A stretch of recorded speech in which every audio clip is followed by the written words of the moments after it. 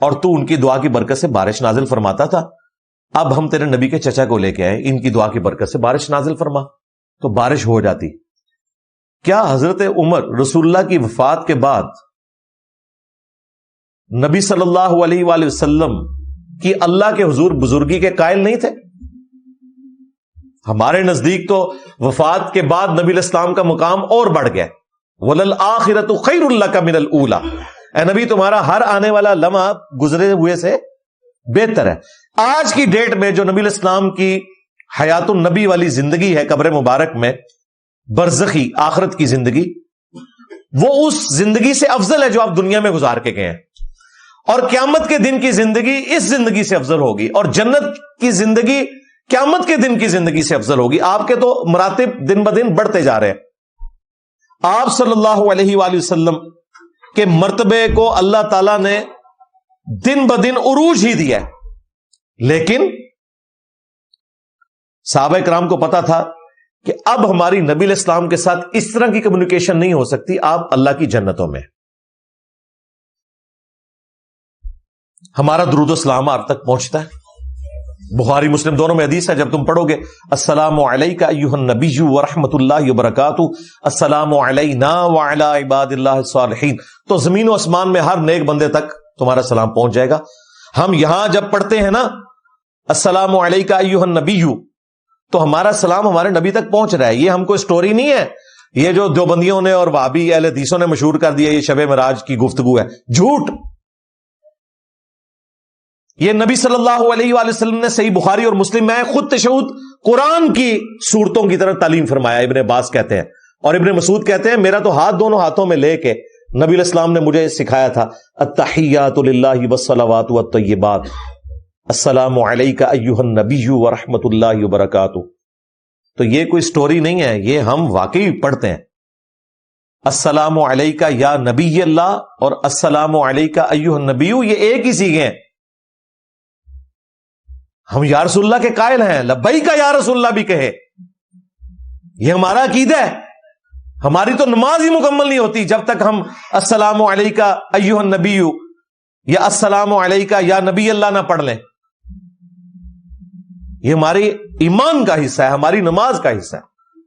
قبر رسول پہ تو الگ سے ایک پروٹوکول ہے نا, 4 کتابوں میں ہے, الموطا امام مالک میں, فضل الصلاۃ علی النبی میں, المصنف ابن ابی شیبہ میں, اور سنن کبری البیہقی میں, کہ عبداللہ ابن عمر رضی اللہ تعالیٰ عنہما جب کبھی بھی مدینہ شریف سے سفر کے لیے نکلتے یا مدینہ شریف واپس آتے تو مسجد نبوی میں 2 نفل ادا کرتے, اس کے بعد قبر رسول پر آ کر عرض کرتے السلام علیکہ یا رسول اللہ.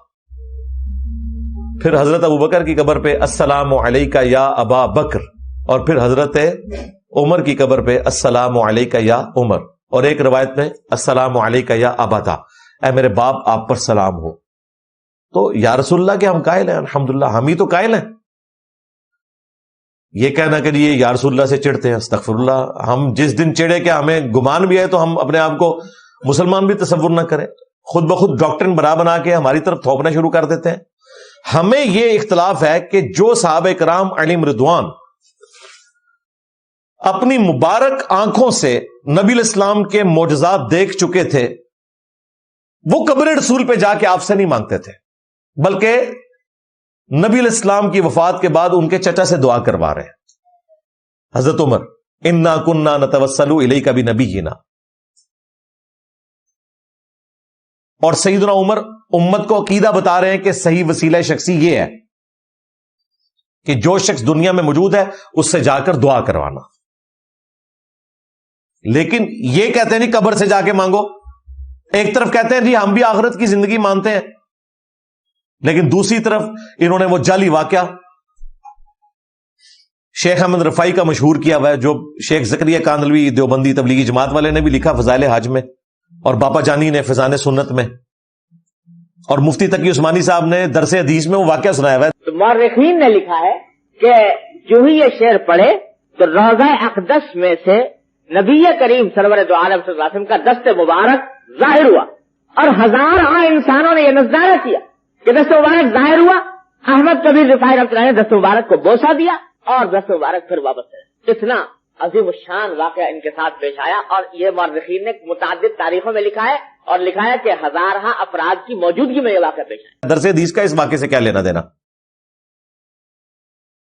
کہ جی 555 ہجری میں نبی الاسلام کی وفات کے 500 سال بعد جب شیخ احمد رفاعی جو ہیں وہ قبر رسول پہ حاضر ہوئے اور سلام عرض کیا اور نعت اشعار پڑھے، تو نبی الاسلام سے انہوں نے ریکویسٹ کی کہ اپنا ہاتھ مبارک باہر نکالیں۔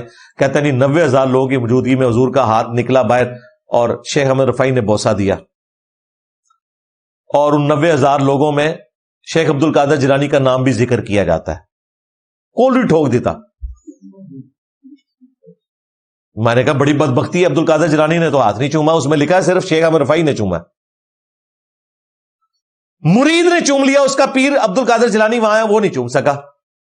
جھوٹ جھوٹ بولو اور بولو، بولتے جاؤ۔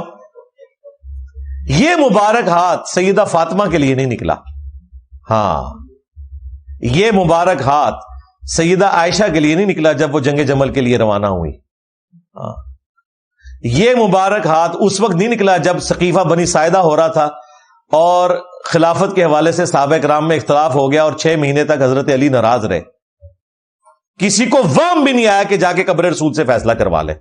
یہ ایکسٹراپولیٹ کرتے ہیں نا آیات کو، جی قرآن میں آیا وَلَوْ أَنَّهُمْ إِذْ ظَلَمُوا أَنفُسَهُمْ جَاءُوكَ، سورہ النساء کی آیت نمبر 64، کہ جب اپنی جانوں پر ظلم کر لو تو نبی کی بارگاہ میں حاضر ہو، پھر نبی الاسلام بھی تمہارے لیے شفاعت کرے۔ وہ کہتے ہیں آج کی ڈیٹ میں تو پھر ہمیں قبر رسول پہ ہی جانا پڑے گا نا۔ بھائی آج کی ڈیٹ کے لیے تو نبی الاسلام نے وظیفہ بتایا ہوا ہے، صحیح مسلم میں حدیث ہے، جو اذان کا جواب دے اس کے بعد دروشی پڑھے اور الوسیلہ والی دعا مانگے جو بخاری میں آئی ہے، تو میری شفاعت اس کے لیے حلال ہو جائے گی، کوئی خرچہ کرنے کی ضرورت نہیں۔ ویسے تو جانا ایک سعادت ہے، قبر رسول کی حاضری اس پلانٹ ارتھ کی نفلی عبادات میں ٹاپ کے اوپر عبادت ہے۔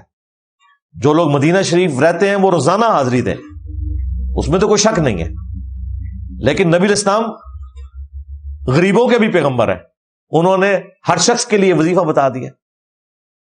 تو اس طرح اگر آپ ایکسٹراپولیٹ کریں گے تو بھائی صحابہ کرام نے قبر رسول سے جا کے کیوں نہیں اپنے فیصلے کروائے؟ اگر ایکسٹراپولیٹ کرو گے نا آیات کو اس طریقے سے، تو یہ تو 64 نمبر آیت ہے نا، 65 نمبر آیت ہے، اے نبی مجھے تیرے رب ہونے کی قسم یہ اس وقت تک مؤمن ہی نہیں ہو سکتے جب تک کہ اپنے ہر فیصلے میں تمہیں حاکم نہ مان لیں۔ تو صحابہ کرام کا کام تھا بقول تمہارے کہ اس آیت کو ایکسٹراپولیٹ کرتے، اور جب خلافت کا اختلاف ہوا تو بجائے سقیفہ بنی ساعدہ کا فیصلہ ہوتا قبر رسول سے جا کے فیصلہ کرواتے کہ جی قرآن میں ہے، اور اس کے بعد کوئی عدالت قائم نہیں ہونی چاہیے تھی، نبی الاسلام سے فیصلے کروایا کرتے۔ اس کے جواب میں کیا کہیں گے؟ نہیں بھئی یہ تو اس وقت تھا جب نبی الاسلام دنیا میں موجود تھے۔ بس سمجھ آ گئی؟ کیونکہ انہیں پتا اب اس طرح فیصلے نہیں ہو سکتے، اب قرآن و سنت سے فیصلہ ہوگا۔ اسی طریقے سے وَلَوْ أَنَّهُمْ إِذْ ظَلَمُوا أَنفُسَهُمْ جَاءُوكَ، بالکل رسول اللہ کے پاس ہی حاضر ہوں گے جب نبی الاسلام سامنے موجود ہوں گے۔ صحیح بخاری میں حدیث ہے ایک صحابی کی پنڈلی کی ہڈی ٹوٹ گئی، نبی الاسلام نے کسی کام سے بھیجا تھا، واپسی پہ قلعے سے چھلانگ ماری تو پنڈلی کی ہڈی ٹوٹ گئی، انہوں نے اپنی پگڑی اتار کے ٹانگ باندھی اور نبی الاسلام کی خدمت میں لنگڑاتے ہوئے پہنچ گئے اور کہا یا رسول اللہ آپ نے جو ذمہ داری دی تھی میں نے پوری کر دی، لیکن ساتھ یہ نہیں کہا کہ تواڈے پیچھے لت پنوا لی ہے میں۔ ادھر تو کوئی کام کرے تو وہ پھر اپنا احسان جتاتا ہے کہ یا رسول اللہ آپ کے پیچھے میں نے ٹانگ توڑوا لی۔ نبی علیہ السلام نے خود پوچھا کہ یہ کیا ہوا ہے، تو کہا یا رسول اللہ میں نے چھلانگ لگائی تھی، اس طرح قلعے کی دیوار اونچی تھی تو میری یہ ہڈی ٹوٹ گئی ہے۔ آپ نے فرمایا ادھر کر، آگے کی آپ نے مبارک ہاتھ پھیرے۔ وہ کہتے ہیں اللہ کی قسم اس طرح ہو گئی کہ آج سے پہلے کبھی ٹوٹی نہیں تھی، حالانکہ پنڈلی کی ہڈی کیور ہونے میں 6 سے 8 ہفتے چاہیے، وہ بھی اگر بینڈیج کر کے پراپر فارم میں، پھر بھی ویسے نہیں ہوگی جس طرح ٹوٹنے سے پہلے تھی۔ یہ معجزہ تھا، معجزہ سائنٹیفکلی ریپروڈیوس بھی نہیں ہو سکتا، یہ ذہن میں رکھیے گا، ورنہ وہ معجزہ نہیں رہے گا، یہ فزیکل فینومینا آف نیچر کو توڑنے والی چیز تھی۔ لیکن نبی الاسلام کی وفات کے بعد کئی صحابہ جو ہیں جنگوں میں ان کے ہاتھ کٹ گئے، کئی لوگوں کی آنکھیں زخمی ہو گئیں، کبھی کوئی قبر رسول پہ حاضر ہوا ہے آنکھ لے کے کہ یا رسول اللہ یہ آنکھ میری ٹھیک کر دے؟ تو یہ ایکسٹراپولیٹ کیوں کرتے ہیں؟ نبی علیہ السلام کے معجزات مبارک زندگی سے اٹھاتے ہیں, انہیں ایکسٹراپولیٹ کر کے وفات کے بعد فٹ کرتے ہیں.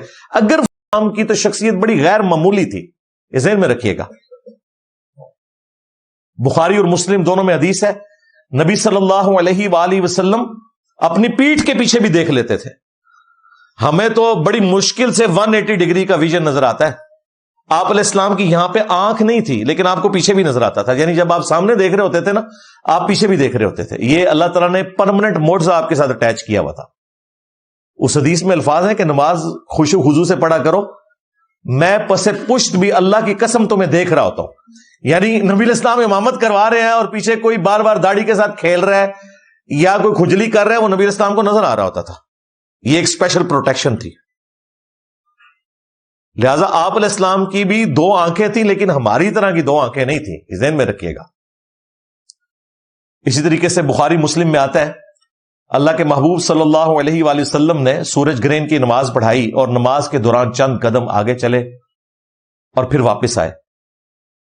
سلام پھیرنے کے بعد صحابہ کرام نے پوچھا, یا رسول اللہ, ہم نے آج آپ کو وہ عمل کرتے ہوئے دیکھا ہے جو آج سے پہلے نماز میں ایسا عمل کرتے ہوئے نہیں دیکھا. تو آپ نے فرمایا کہ اللہ تعالیٰ نے مجھے نماز کی حالت میں جنت دکھا دی, اور جنت کوئی 2nd فلور کے اوپر نہیں ہے, 7 آسمانوں کے اوپر. اور وہاں میں نے انگوروں کا ایک درخت دیکھا, اور میں نے ارادہ کیا کہ اس کا ایک خوشہ تمہارے لیے توڑوں تاکہ تم اس کو کھا سکو. اس لیے میں نے یوں اپنا ہاتھ بلند کیا, لیکن پھر میں نے اپنا ارادہ ترک کر دیا, کیونکہ جنت کی نعمتوں پہ اللہ نے پردہ رکھا ہوا ہے. آپ نے فرمایا اگر وہ میں توڑ لیتا تو تم اسے ہمیشہ کھاتے رہتے, کیونکہ جنت کو فنا نہیں ہے, وہ ختم ہی نہیں ہونا تھا. جنت کو موت نہیں ہے نا, وہ آج تک موجود ہونا تھا. لیکن پھر وہ جو اللہ کا پردہ ہے نا, وہ اللہ کا پردہ رہا, جو قرآن میں آیا کہ ہم نے اہل ایمان کے لیے جنت کی نعمتیں چھپا رکھی ہیں, ان کی آنکھوں کی ٹھنڈک, سورہ السجدہ میں آیا. اور بخاری مسلم میں حدیث آئی کہ میں نے اپنے نیک بندوں کے لیے وہ نعمتیں چھپا رکھی ہیں جو نہ کسی آنکھ نے دیکھی, نہ کسی کان نے سنی, نہ کسی دل پہ ان کا گمان بھی گزرا. اور پھر نبی علیہ السلام نے سورہ سجدہ کی یہی آیت تلاوت کی اس کانٹیکسٹ میں. تو نبی علیہ السلام نے وہ خوشہ توڑا نہیں ہے. اب کہنے کو تو نبی علیہ السلام کے بھی ہاتھ مبارک تھے, لیکن ہاتھ کیا 7 آسمانوں کے اوپر پہنچنے والے, اور وہ توڑ کے آپ علیہ السلام وہ لے بھی آتے. یہ اللہ تعالیٰ نے غیر معمولی آپ کو معجزہ دیا ہوا تھا. لہذا جب ہم نبی علیہ السلام کو یہ کہتے ہیں کہ آپ بھی انسان تھے, تو نعوذ باللہ کوئی یہ نہ سمجھے کہ ہم اپنی طرح کا انسان مانتے ہیں. توبہ, یہ کوئی گمان بھی نہیں کر سکتا. باقی وہ آیت برحق ہے, قل انما انا بشر مثلکم, کہ نبی تم فرما دو کہ میں انسان ہونے میں تمہاری طرح ہوں. اسپیشی میں, مرتبے کی بات نہیں ہو رہی. اور یہ اسپیشی بتانا ضروری تھا, کیونکہ لوگوں نے پیغمبروں کو اللہ کا بیٹا بنایا ہوا تھا. تو یہ بتانا ضروری تھا کہ میں اللہ کا بیٹا نہیں ہوں, اللہ کا پیغمبر ہوں. سورہ بنی اسرائیل میں آیا کہ اگر زمین پر فرشتے آباد ہوتے نا, تو ہم فرشتوں میں سے کسی کو پیغمبر بنا کے بھیجتے. اب چونکہ انسان آباد ہیں تو انسانوں میں سے پیغمبروں نے آنا ہے. لہذا نبی علیہ السلام اپنی اسپیشی میں بشر ہیں. ہاں, آنری طور پر آپ نور ہدایت بھی ہیں, وہ تو قرآن میں ہے, انا ارسلناک شاہدا ومبشرا ونذیرا وداعیا الی اللہ باذنہ وسراجا منیرا. نبی صلی اللہ علیہ وآلہ وسلم وہ سورج ہیں جو لوگوں کو چمکا دیتے ہیں, تو آپ نور ہدایت ہیں. حتیٰ کہ جو اہل سنت کے ہاں پہلی تفسیر ہے ابن جریر طبری کی, المتوفا 310 ہجری, انہوں نے سورۃ المائدہ کی جو آیت نمبر 15 ہے, قد جاءکم من اللہ نور و کتاب مبین, اس کے تحت لکھا ہے کہ اس آیت مبارکہ میں نور سے مراد رسول اللہ کی ذات ہے اور کتاب سے مراد قرآن ہے. تو نبی علیہ السلام نور ہدایت ہیں الحمدللہ. اہل البیت بھی نور ہدایت ہیں, صحابہ کرام بھی نور ہدایت ہیں, صحیح بخاری صحیح مسلم بھی نور ہدایت ہیں. لیکن نبی علیہ السلام کی جو اسپیشی ہے وہ انسان ہے. اس اعتبار سے انسان اشرف المخلوقات ہے. لہذا نبی علیہ السلام کو اگر وہ والا نور آپ ثابت کرنے کی کوشش کریں گے فرشتوں والا, تو یہ کوئی آپ کی شان بڑھا نہیں رہے ہوں گے آپ, بلکہ نبی الاسلام کی شان کو آپ کم کر رہے ہوں گے، کیونکہ نبی صلی اللہ علیہ وآلہ وسلم کی شان یہ ہے کہ آپ بشر ہیں، بلکہ افضل البشر ہیں، بلکہ بشریت کو ناز ہے آپ علیہ السلام کی ذات کے اوپر۔ باقی آپ نور ہدایت ہیں، وہ مسند احمد میں حدیث موجود ہے، جامع ترمذی میں موجود ہے، دلائل النبوہ کے اندر موجود ہے، مشکات میں موجود ہے۔ نبی الاسلام نے کہا میں اللہ کے ہاں خاتم النبیین اس وقت بھی لکھا ہوا تھا جب آدم علیہ السلام ابھی مٹی اور پانی کے درمیان تھے، ابھی پیدا نہیں ہوئے تھے۔ اللہ کے علم میں اس وقت بھی آخری نبی تھا۔ میں دعائے ابراہیم ہوں، میں عیسیٰ کی بشارت ہوں، اور میں اپنی ماں کو وہ خواب ہوں جو انہوں نے میری پیدائش کے وقت دیکھا کہ ان کے لیے شام کے محلات بھی روشن ہو گئے۔ یعنی نبی الاسلام کی والدہ سیدہ آمنہ سلام اللہ علیہا کو یہ خواب دکھایا گیا تھا کہ آپ سے جو بچہ پیدا ہوگا بالآخر اس کی حکومت رومن امپائر کو بھی سپرسیڈ کر جائے گی۔ تو نبی الاسلام نور ہدایت ہیں، آپ ہماری طرح کے انسان نہیں ہیں، یہ ذہن میں رکھیے گا۔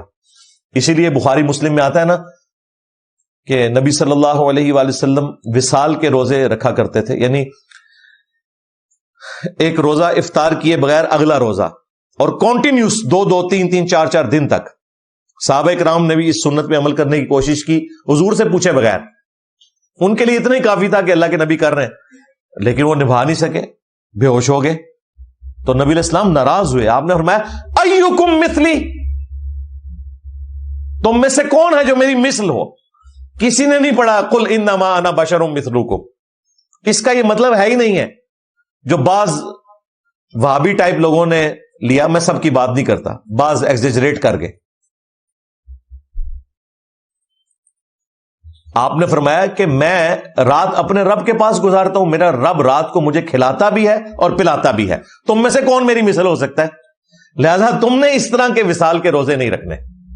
تو آپ اندازہ کریں نبی الاسلام کے تو معجزات، آپ علیہ السلام کی پرسنالٹی کی جو ایکسٹراڈنری خوبیاں انبلیویبل ہے۔ بخاری اور مسلم دونوں میں حدیث موجود ہے۔ حضرت جابر بن عبداللہ کہتے ہیں کہ صلح حدیبیہ کے موقع کے اوپر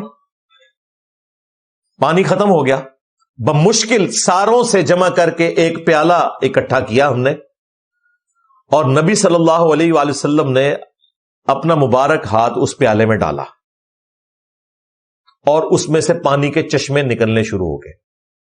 یہ حضرت موسیٰ علیہ السلام سے بڑا معجزہ ہے۔ موسیٰ علیہ السلام نے لاٹھی ماری تھی پتھر پہ، پتھر سے پانی نکل آتا ہے بھائی، گوشت میں سے پانی نہیں نکلتا، یہ بڑا معجزہ ہے۔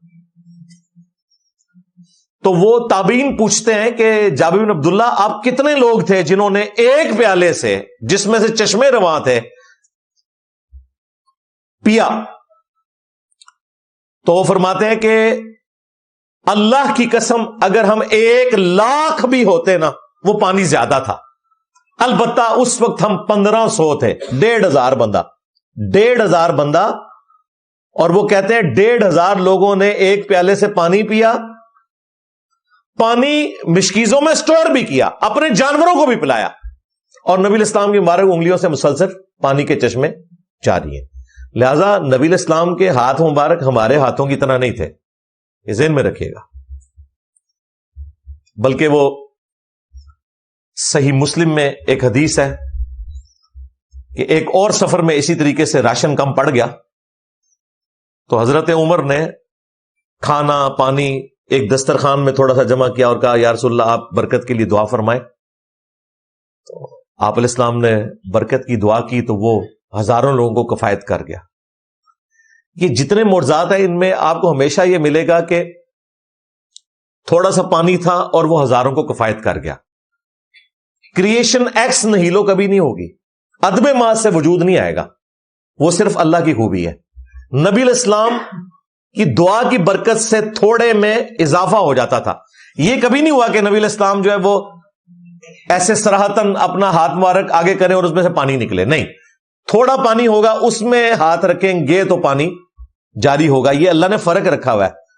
عدم ماض سے وجود اللہ کی خوبی ہے، آلریڈی جو موجود ہے وہ اللہ تعالیٰ اپنے پیغمبروں کے ذریعے اس میں برکت ڈال دیتا ہے۔ وہ تو کئی ایک احادیث موجود ہیں، لیکن دیکھ لیں یہی حضرت عمر جو نبی علیہ السلام سے ریکویسٹ کر کے دعا کروا رہے ہیں اور برکت سے پانی اور کھانا کفایت کر رہے ہیں، کبھی رسول اللہ کی قبر پہ جا کے اس قسم کی انہوں نے کوئی ریکویسٹ نہیں کی۔ اس کے الٹ ملتا ہے صحیح بخاری میں